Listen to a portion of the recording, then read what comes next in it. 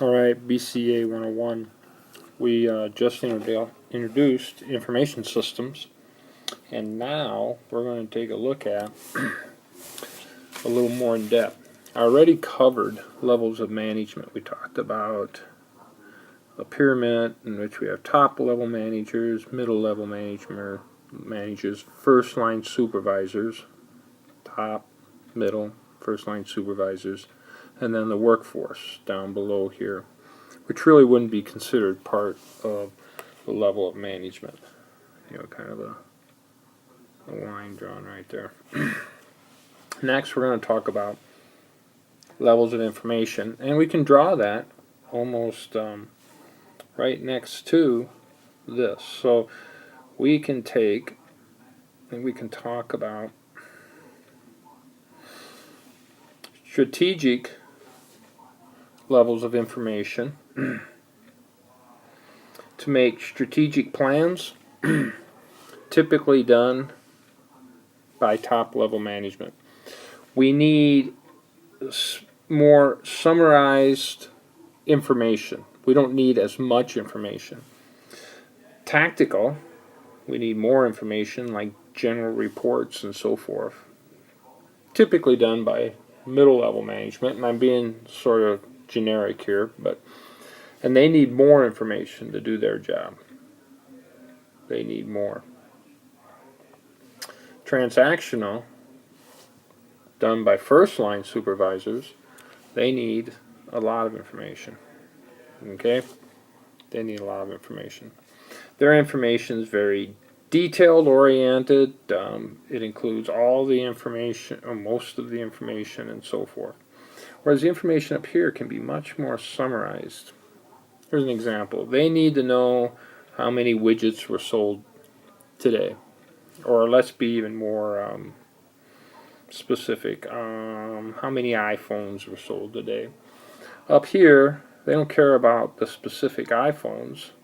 They might want to know how much was the electronics department, how much business have they been doing, or how much has the cellular phone business been doing. They don't care if they're iPhones, Androids necessarily. They might want to know what the whole industry is doing. That may or may not be a great example. Down here sits the database management system. That's where the data rests. And then what we're going to talk about is how does the data move through the system to give people the right information. Some of that can be done with technology, or a lot of it can be done with technology. Some of it's still done by hand. Why do they need this information? In order to make decisions.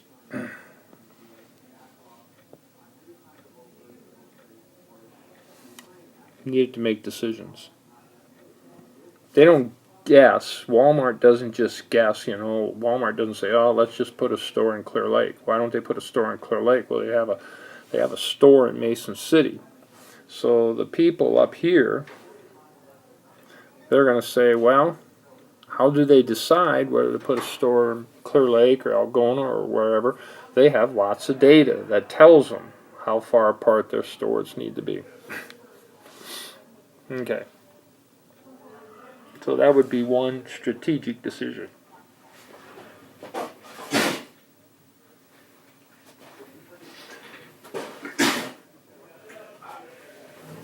Alright, so that's just one example. What kind of decisions do they make?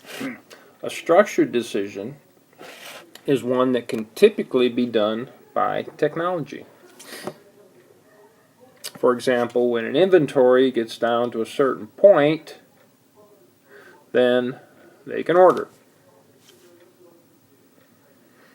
You could say, you know, when we have a certain level of inventory, we can order. When a car gets so close to another car, it can start to brake. That could be a structured decision. Decisions, there are tons of decisions made that you really don't need human intervention. Technology can just make the decision. Semi-structured are similar decisions. We can use information. We can use data and information. We can take data get tired of me doing this, and convert it to information, and we can use that, but it might still be not completely made by technology. For example, you can see trends in certain kinds of clothes, which would cause you to order more of a certain type of clothes, but it still might be a human decision. Non-structured are very difficult for technology to do, and typically they're done by humans. Who to marry? You know, I suppose you could have a computer figure out who you should marry, but the actual decision is very non-structured. Making a huge change in the direction of a company. You might have huge amounts of data that helps you, but the actual decision might be less structured. Who to hire? You can get lots of information to help you with that, but who you actually hire could be a pretty non-structured decision. At the end of the unit, we're going to cover artificial intelligence, which helps us with non-structured decisions. All right. Next thing. Information flow. Some information is really important that it's current. And nowadays, most information is current. Some information we summarize. We take lots of data and we summarize that into one piece of information. How are the sales doing in the grocery division of Walmart? And then, you know, there can be lots of details, produce, meat, etc., etc. But we summarize it into one item here. Typically, in an information system, that's what happens. The database has a huge amount of information, and then that information gets summarized as we move it up. So deciding that's a big deal. Detailed information, for example, a first line supervisor has to make the till has to balance, or the person actually taking the money for the product, the worker taking the money for the product has to make sure they take the right amount of money to match what the product costs. Okay, those are details. You know, do the books balance? Inventory. Inventory is very detailed. How many of this particular product do you have left? You know, how much milk's in the store? And how old is the milk? Because, you know, when the milk gets to be a certain age, out it goes. You can't keep it. So keeping track of all the details. A lot of this technology is very good at helping us keep track of details. In fact, they're helping us keep track of sales and the whole works. All right? Now, the last thing for today.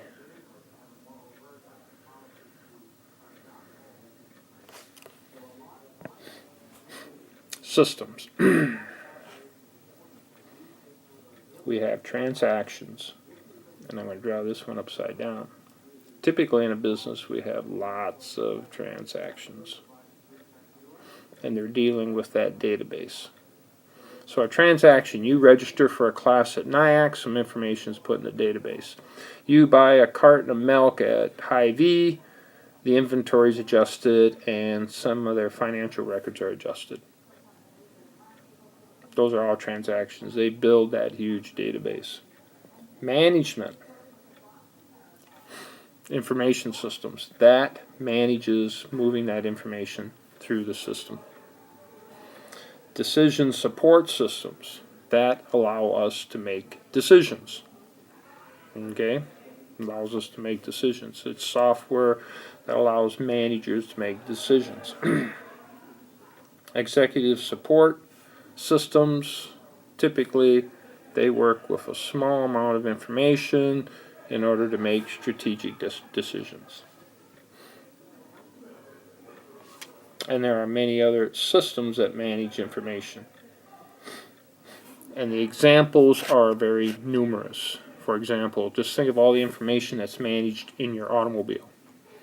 A simple thing like the Wi-Fi that sends the tire pressure to a meter in the car so you can see if one of your tires is low on air. It's crazy. We'll talk about those more as we move ahead. That's it for now.